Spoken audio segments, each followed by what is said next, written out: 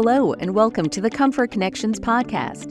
In this episode, Technology-Supported Care for Medication Management, we are joined by Brad Massey, the owner of ComForCare Home Care in Austin, Texas, and Gia Lee Thornton, who is a doctor of pharmacy and the chief operating officer and co-owner of Connected Home Living. Welcome, Gia and Brad. Thank you for joining our listeners today. Thank you for having us. Hi, glad to be here. Gia, from your professional experience, can you please share what is meant by the term polypharmacy and how it may impact older adults? Yes, polypharmacy is usually the reference to multiple medications in a patient, very commonly the older adult.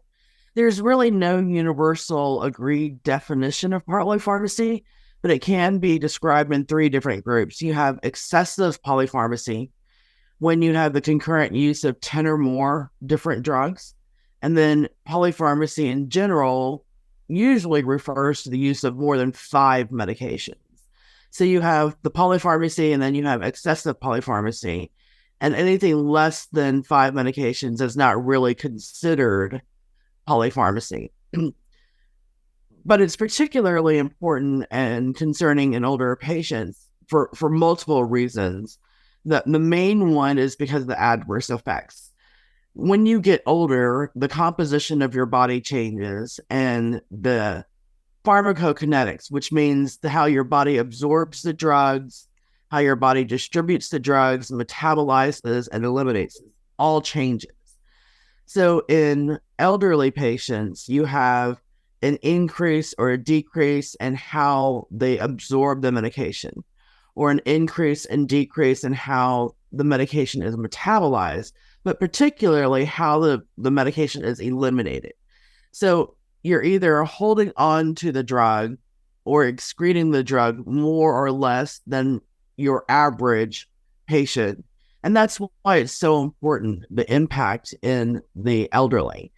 Of course, with those changes in the body composition comes additional drug interactions, and then prescribers prescribe additional medications to try and take control of those drug interactions and adverse reactions. And that's what we call a prescribing cascade. When you're prescribed more meds to treat adverse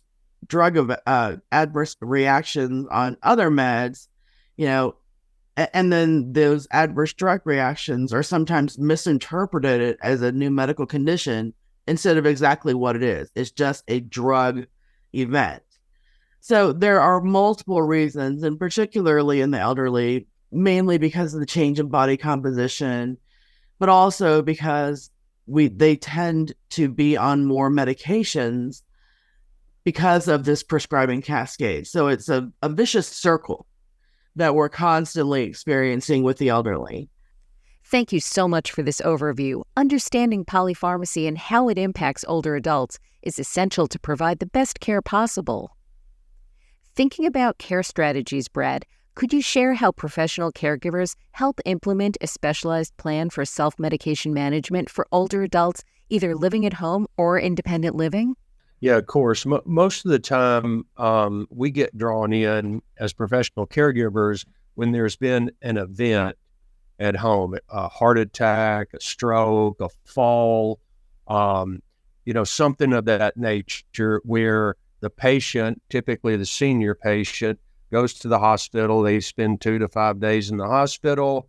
Then they leave the hospital. They go to inpatient rehab. They're there for 7 to 14 days, and then they go home. You can imagine somebody at 70 years of age who is already on a lot of medication goes through that trauma, and then while they're in the hospital, their medications may get changed, altered to some degree. When they go to rehab, they may even get changed again. And then they get home and they've got a medicine cabinet full of medications, which now may be changed slightly or significantly. And so one of the things that we have to do is compare the new list of medications that they're on with what's in the medicine cabinet, and go through with help from the family and the pharmacist and understand what we're going to eliminate, what needs to be thrown out. You got to remember, somebody at 70 or more years of age has been inundated with a lot of information from doctors and nurses and therapists, et cetera. They're not going to necessarily remember all the directions on what changes were taking place. So, in order to make sure somebody gets the best start at home, we need to go through and make sure what they've got is the current and best available for them. Brad, it sounds like a specialized or personalized approach to self-medication management certainly enhances the care and overall quality of life for the older adult. Gia, can you provide a brief overview of Connected Home Living's approach to supporting older adults, specifically for self-medication management? Absolutely. At Connected Home Living, we offer multiple different telehealth programs, but they all really have one basic component, and that is to review the medication list for the most common drug interactions. Specifically for the elderly, there are about 10 medication classes that you just want to avoid. So every new patient that comes to us has their medication list reviewed by our clinical team. And our clinical team consists of pharmacists, nurses, physicians. We review these medications specifically targeting those 10 classes of meds. Our pharmacy team will review the administration time. That's a really big culprit, especially for those patients that are more prone to falls. But you have multiple medications that a patient's on from different prescribing sources. But as Brad mentioned, when you have medications at home from different physicians at different times, you don't necessarily remember what to keep and what not to keep. I've personally been into patients' home where there is an actual entire kitchen cabinet, 3 shelves of medications, some dating back to the 80s, and I giggle a little bit because, this particular patient was a pack rat. He just didn't like to throw anything away. But, there are a handful of medications after X number of years, they can become dangerous, more dangerous now that they've disintegrated and been on the shelf for so long, particularly drugs like nitroglycerin, right? So these are the things that our pharmacy team does. We look for possible drug interactions. We work with the caregiver team to make sure that medications that they have in the home are only the ones they're supposed to be on currently. Patients tend to be pack rats and hoard medications just in case. I love the just in case it's needed somewhere down the road, but are you going to remember what doctor gave that to you and for what it was, what it was for? So we work with the caregiver team, and then we work with the nursing team and the provider team to see if there are duplications of drugs. A lot of times, if a patient's come out of the hospital, they will have changed a patient's medication while they were in the hospital to something that is on the hospital formulary, but it's the same classification drug because it's, for whatever reason, economically or clinically more appropriate for that patient while they were in the hospital. But when they leave, the insurance company won't necessarily pay for the name of that drug, so then they're prescribed something else. Yet now you've got 2 different drugs working in the same exact class, and the patient doesn't realize that. When you're counseled on your medications as you're leaving the hospital, you're given a gigantic stack of papers. And within that stack of papers are some discharge instructions and information on the medication. But I can promise you 90% of the patient population does not take the time to sit there and read each one. And even if they did, are they going to know that this medication is actually the same classification of drug of the ones they have at home? No. So that's why working directly with the caregiver is critically important. And if for some reason there is a change needed, we would work specifically with the patient's primary caregiver or primary care provider, the PCP, And if an immediate change is needed, we work with our internal provider group. We have physicians and nurse practitioners. They're able to make those clinical changes, and then we all provide updates to the patient's primary care provider, so everyone is on the same page.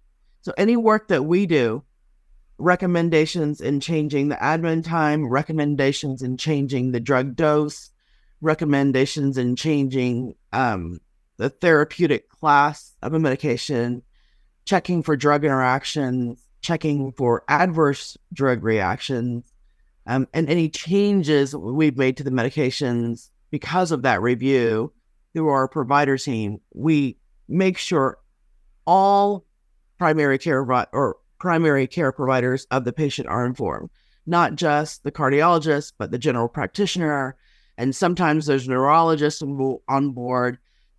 It's unfortunate, but we don't have a process in place where we have like a universal EMR, the electronic medical record. So the cardiologist doesn't necessarily know what the primary is doing, and the primary doesn't necessarily know what the neurologist is doing. All of that information relies on the patient history or the patient recollection of their history, and that doesn't always work. There are tools that people use. People write. I've seen people write things down. I've seen people brown bagging it, and that's when they take all their medications, dump it in a bag, and take it with them to each physician's office. But for whatever reason, sometimes a wrong medication gets put in the bag. Sometimes one doesn't get put in. But the record isn't accurate. With Connected Home Living, we have a universal list. We have one list of medications, and that's updated because we ask the patient, when we check in with them, when the caregiver leaves the home, Connected Home Living will, in between those visits, make sure there aren't any issues to address. And part of that checking in is, have you had any changes to your medication in the past week? So our list is constantly updated, and then we will fax that information to all of the patient's physicians or nurse practitioners before their appointment. So there's one consistent list.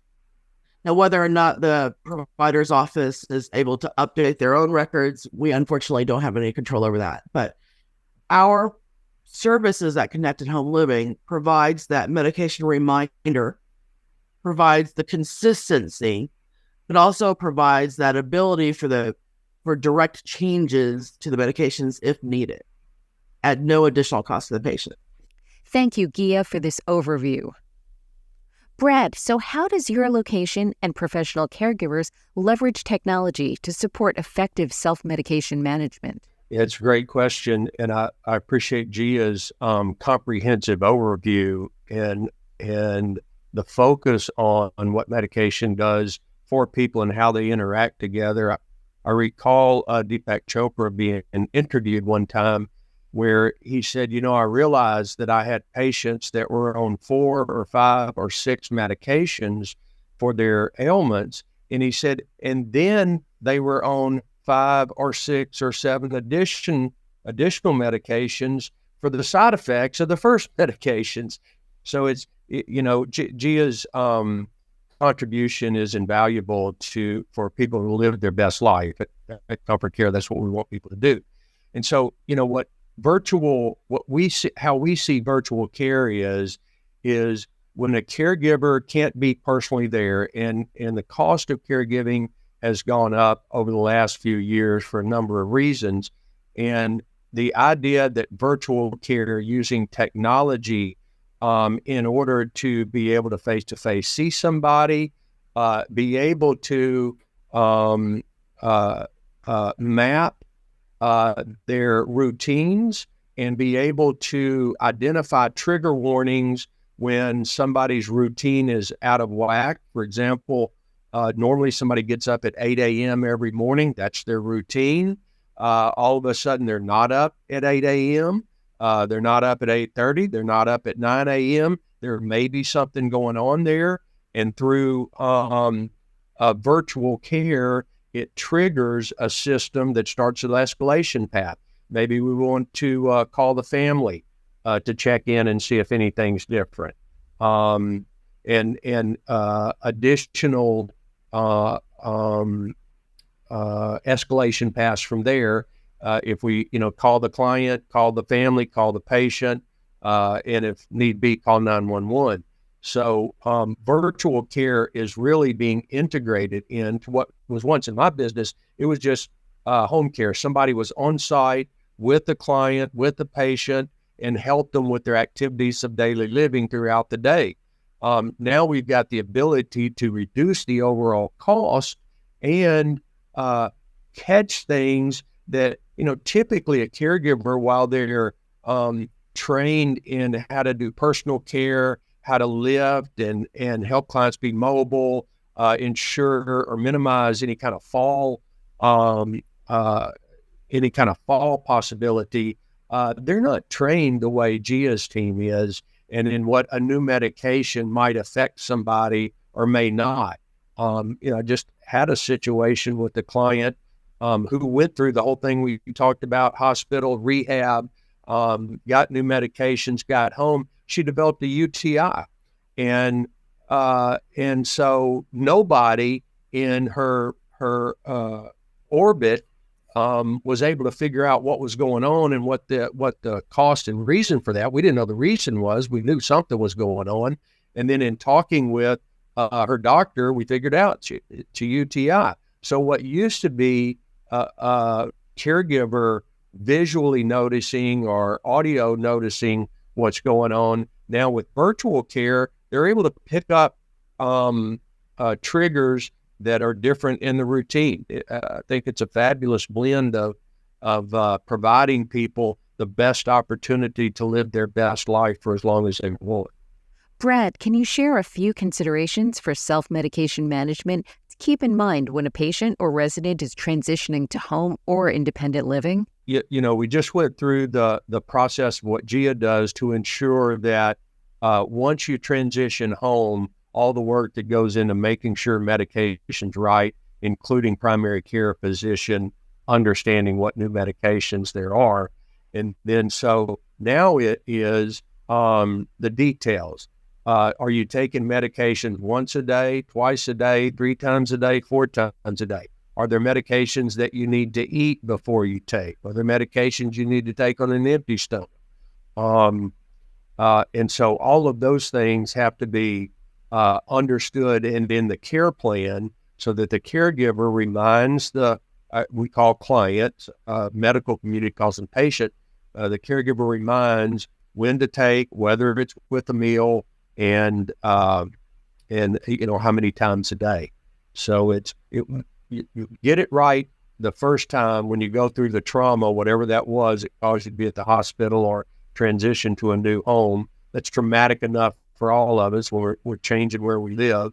And then once we get it right, we got to get on a routine of when to take it, how to take it, and under what circumstances. Gia, can you share some additional considerations? Yes, absolutely. I can't emphasize enough what Brad said about it starts with the care plan, and it's so critically important to get it right the first time. That is the foundation that everything is built on. And so if it's not done correctly the first time around, then you have another set of cascading events that could lead up to that. But that care plan and when to take the medications, how to take the medications, it's really, really important, because it affects not only the efficacy of the drug, meaning if the drug is going to work and how well it works, but it also affects the patient's reaction to the body as well. Unless the patient has a 24-hour caregiver at home, the timing of the medication is critical. Part of what we do at Connected Home Living is we have that ability to connect to the patient through that technology, whether it's video, smartphone, telephone, but our caregivers are there, our remote care coordinators are there to physically, through a video, remind the patient. We have some patients that we actually have to do direct observed therapy, meaning we have to watch them take their medications. Back in the days of the hospital, when we would have to have our employees take medications because of some preventative something or another, we would have to walk around with and I'm probably dating myself here, a push cart, and medications in a cup, and go to every employee, make them take their medications and open their mouth and show us. And that's exactly what we do with these patients. So we have some patients that we make sure take their medications. It's not enough for them to answer yes or no that they've taken it. And we can tell because they can answer yes that they've taken the medication, but then they go to take their vital sign and it doesn't match that they've taken their medication. The beauty of the technology with this program is that we see the details that patients and caregivers may not necessarily think about, like the time of the medication in conjunction to when they've eaten meals, right? Or the time of the medication in conjunction to when they've actually taken the vital sign. So in addition to what Brad said, working with the pharmacist team and having a plan up front is the single most important part of the success of transitioning a patient from home or from wherever they are to home. Thank you both for sharing these considerations with our listeners. Now, thinking about self-medication management and care transitions, can you both share some strategies to consider for enhancing health outcomes for older adults across the care continuum? Yeah, I mean, the continuity of care has always been a challenge in the healthcare field. As a pharmacist, and I've probably worked in 5 different fields of pharmacy over my career, I see the same consistent but unfortunate outcomes in every field of pharmacy, and that is the lack of continuity of care. The patient from the primary care provider to the hospital provider to the home, between the insurance companies, the multiple pharmacies, the home health nurses, the home care nurses and aides and caregivers. There are so many people involved in a patient's care, but the problem is that they are unable to consistently and transparently talk to each other. That is the single largest deficiency in healthcare. It's not that they don't have providers. It's not that the providers don't give the best care that they can. It's the talking to each other, right? You just have too many chefs in the kitchen. And so what we like to do is we like to at least provide some tips, some medication safety tips that will help eliminate some of those problems. So if you create and maintain an up-to-date medication list, even though these multiple providers and caregivers have different computer systems, at least there's a central depot, right? At Connected Home Living, we are that central depot. So we're able to keep an up-to-date medication list that we can provide to anyone at any time with the patient's consent. The medication organizers, the ability to pre-sort the medications for the week, for the month, is extremely important. That way you don't have any mix up of medications you're supposed to take for the morning and the evening. If they're already sorted and put in these little organizers, it makes a huge difference. Medication storage. There are some medications that you have to keep refrigerated, some medications that you have to keep in a light protected. And so make sure when you get one of those medication organizers that they are compliant with the light protection part. Because if you have one that doesn't, and you happen to have one medication that requires that, then the potency of that medication will decrease. But if you buy an organizer that is light protected and none of the medications require, it's not going to affect it. You see what I'm saying? So err on the side of cautious for that. And then the usage. A lot of times, especially with inhalers, we see that the patients aren't actually using the inhalers correctly. With our video technology, we can watch the person using the inhaler. And if for some reason they're not using it appropriately, we can work with the providers to make sure that they have assistance, like the little spacers, to help with the medication. So information, education, Our technology also provides videos on understanding the disease state, understanding medications and how they might affect the body, education, organization, and transparency. Those are my takeaways for any extra considerations in order to improve patient outcomes. I just want to say, talk about in the continuum of care, and we look at it through a different lens as Gia does, and she's done an excellent detailed job of laying out what medication does, and then we take the whole scope of how a person lives day to day. We think about clients with dementia and how they can't remember if they took a medication or not. And so the idea of virtual support technology to help recognize and help redirect and do that is a fantastic complement to what we're doing. We talk about falls, for example, and some of the fall awareness technologies, not fall prevention, because really nobody can prevent a fall. But if somebody falls, the worst thing is that they don't lay there undetected for any length of time.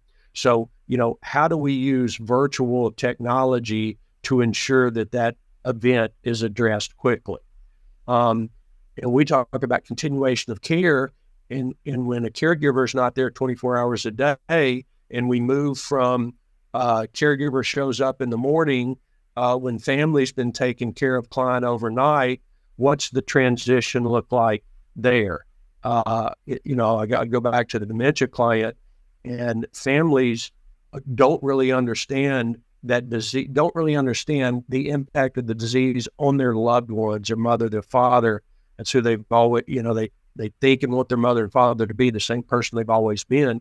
So the continuation of care, oftentimes a caregiver walks into a escalated situation because a continuation of care isn't around the clock 24 hours a day. So we're left to kind of free that up. And again, the virtual care component can help us understand triggering events that gives us an opportunity to train and teach families and help